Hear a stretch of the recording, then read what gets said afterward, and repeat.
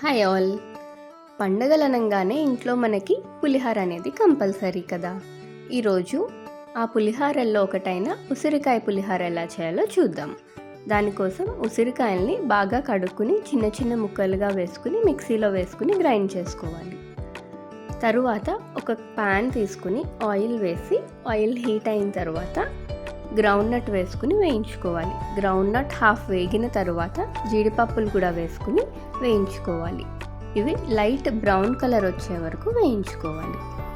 ఇవన్నీ బాగా వేగిన తర్వాత ఇందులో మనం శనగపప్పు, మినప్పప్పు, ఆవాలు, జీలకర్ర, కొంచెం మెంతులు వేసుకుని వేయించుకోవాలి.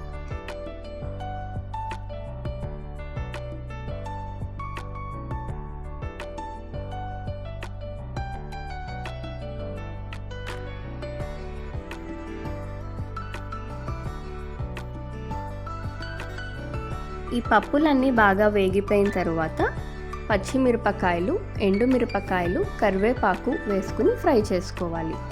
తరువాత కొంచెం ఇంగువ వేసి ఒక్కసారి కలుపుకున్న తరువాత మనం కచ్చాపచ్చాగా గ్రైండ్ చేసి పెట్టుకున్న ఉసిరికాయని వేసుకుని వేయించుకోవాలి. ఉసిరికాయలు ఇలా కచ్చాపచ్చాగా గ్రైండ్ చేసుకుంటే అక్కడక్కడ పులిహారలో ఉసిరికాయ ముక్కలు కూడా తగులుతూ రుచి చాలా బాగుంటుంది.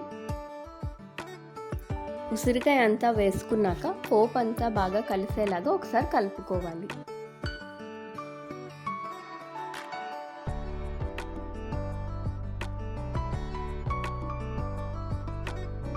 ఇందులోనే ఇప్పుడు కొంచెం పసుపు, రుచికి తగినంత ఉప్పు వేసుకుని బాగా కలుపుకోవాలి.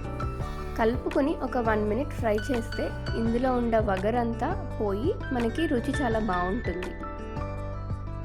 కొంచెం పొడి పొడిగా వచ్చే వరకు ఫ్రై చేసుకుని పక్కన పెట్టుకోవాలి.